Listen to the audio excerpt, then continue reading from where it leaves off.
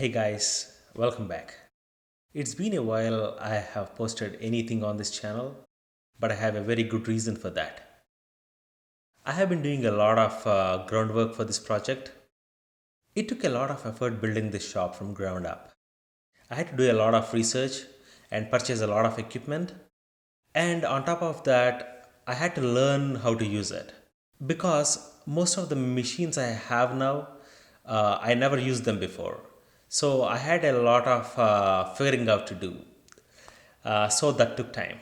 One more thing. Before, I wanted to build a 1960s F1 racer, but I changed my mind. And that's a surprise for you guys. By the end of this video, you guys will know which car I chose to build. So stay tuned. Now that this is clear and out of the way, let's go see my garage. Let's begin with the elephant in the room. This is an Alien RT2. It's Taiwanese made high quality knee mill. These are based on Bridgeport mills. You can check out my previous videos for details on how I purchased and moved it into my garage. I can also post an update on how I installed a VFD if anyone is interested.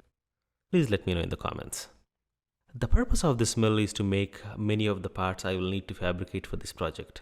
Also, this is going to double down as a drill press and a tube notcher, so kind of an all-in-one machine for the shop.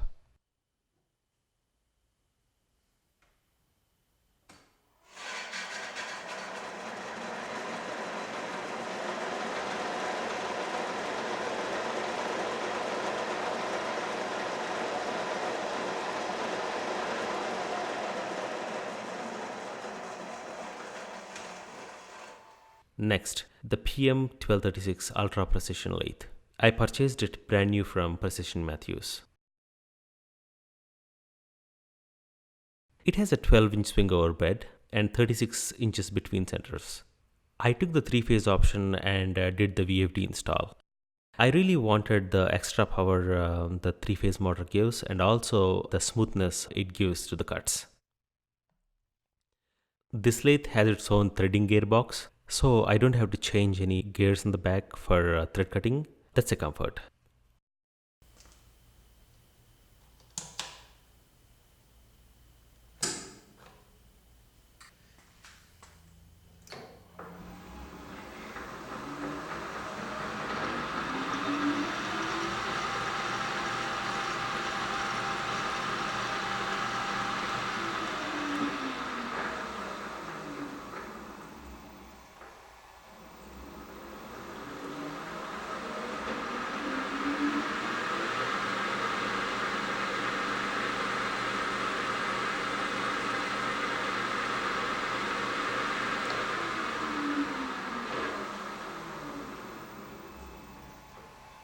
I'll be posting the VFD install video on this lathe. It turned out very well. I used all the original components that came with the lathe, so that's a plus. It looks factory built basically, so stay tuned. I'll be also posting a video on this custom built heavy duty stand I built for this lathe. I used a 10 by 4 inch tubing with a 1/4 inch wall. It is kind of overbuilt for this lathe, but I really wanted it to be sturdy and strong. I have to say it came out very good. This kind of stand design made my life very easy when it came to leveling the lathe, and it has zero vibration. I can't even feel the motor turning, it's that smooth. I am extremely happy with the stand and the lathe. Subscribe and stay tuned for all these update videos that are going to come in the next few days. This is all the tooling I managed to get for the mill and the lathe. For now, this should be quite adequate, I guess. I'll go in depth on tooling and machining at a later date when we are actually machining some parts for this build. This is my weld station.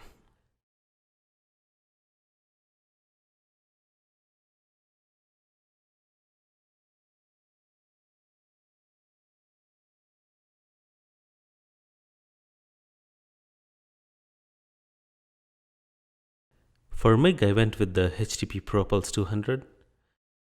Basically, this is the welder that built my garage. This is what I used to build the lathe stand, the chassis table, and the welding cart. Very powerful yet precise. I kind of feel it's like the Porsche of the MIG welders. It is very easy to set up and really smooth.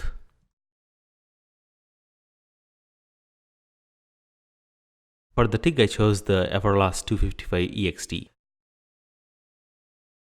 This is the welder that is going to build the car itself, as I really only want to use the TIG for the tube frame. By the way, just to clarify, I purchased all these equipment with my money. Nothing is sponsored here. Even though I am almost bankrupt by this whole thing, I really wanted to do it right. And that is the theme I'm going to follow for this entire build. I want to do it right, and I also don't mind spending money where it's needed. In my view, there is no point in buying the same thing twice. So I took time to buy the best one I can, which will last me for a long time. For the plasma cutter, I chose the Everlast 60S, and this seems to be a very good amperage.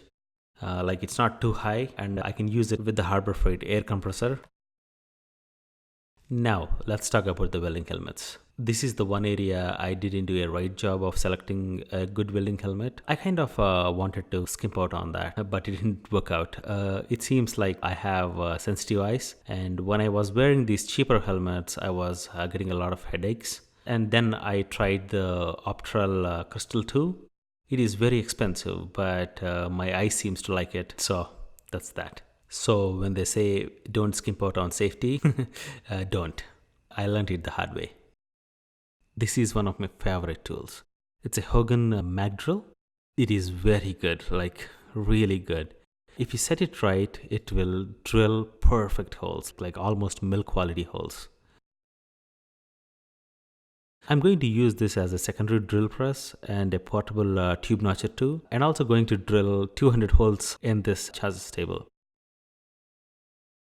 It is kind of expensive, but I feel it's worth it for the precise nature it has. For metal cutting, I chose 3 different tools. This is a DeWalt metal cutting saw. It has this carbide tipped blade.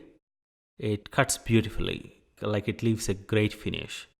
It is kind of expensive too, like $400, $450, and the blade itself is like around $100. It makes a lot of noise, so if you don't mind the sound and you want quick cuts, then this is a beautiful saw. It even cuts cold, like the material doesn't get hot when it cuts. If you're looking for something like that, this is a great tool.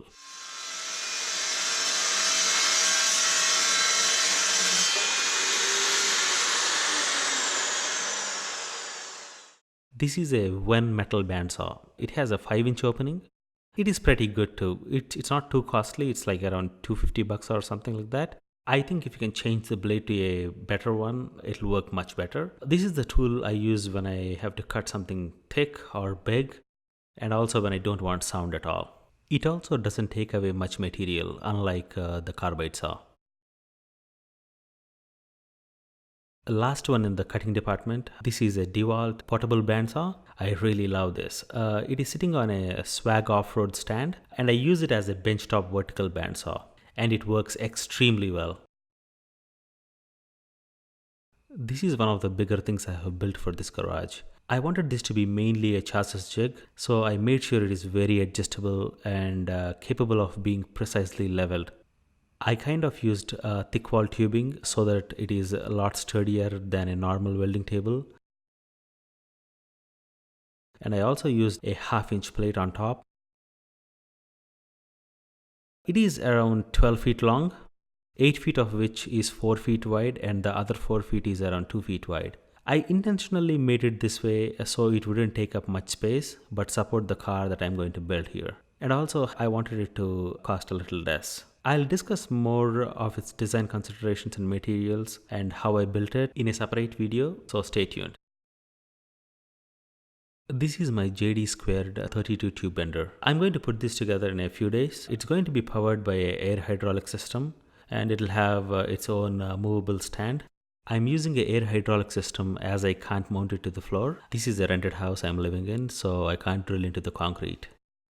This thing seems to be beefy and well designed. I can't wait to put it together. This is a tube notcher from the same guys, and I'll be using this in conjunction with the mill and the Hogan mag drill. You'll see all this in action when we're actually bending and notching the tubes quite soon. This is all the other stuff around the shop. This is the nut and bolt section, nothing special. These are some of the stuff I got from the Harbor Freight. I think they all work fine for what I have paid.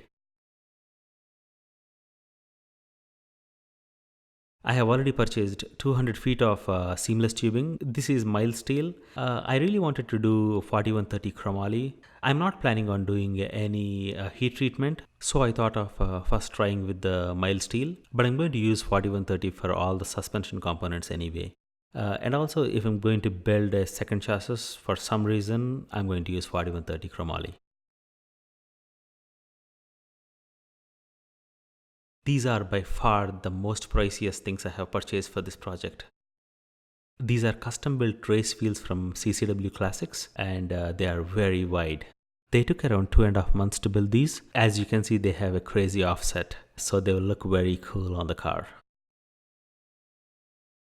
These tires are Goodyear F1 racing slicks. They are the actual compound used in Formula 1 when Goodyear was the supplier in 70s and 80s. And once you see the inspiration for this build, you'll understand why I chose these tires. I have put together a video about racing tires and the compounds and how to order custom wheels, and in that you can also see the process of how I got these wheels and tires. So a lot of videos are coming up.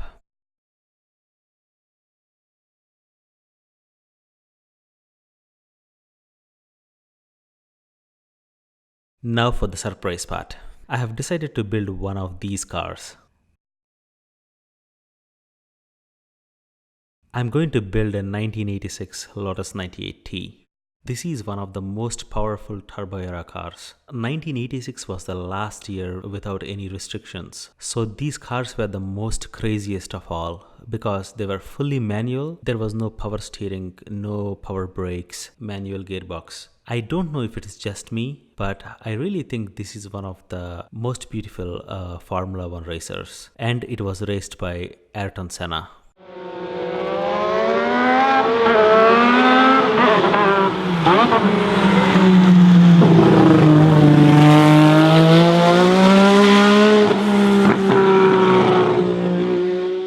While I was designing the 98T, I did a lot of research on all these cars and who raced them. I have always admired Jim Clark, Jules Villeneuve, and Ayrton Senna. But once I decided I wanted to build the 98T, I kind of went deep on Ayrton Senna because this was his car. I really loved his mad obsession, the passion, and his love for racing.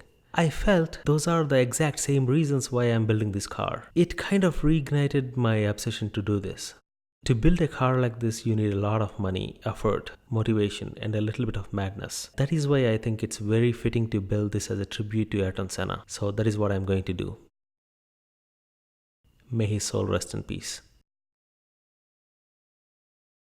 I think I have covered most of my garage, and this week I'll be posting all the other videos I have already shot until this point. From next week, we'll begin building the Formula 1 project. So if you are interested, stay tuned and subscribe. Let me know what you guys think, and I appreciate all the feedback.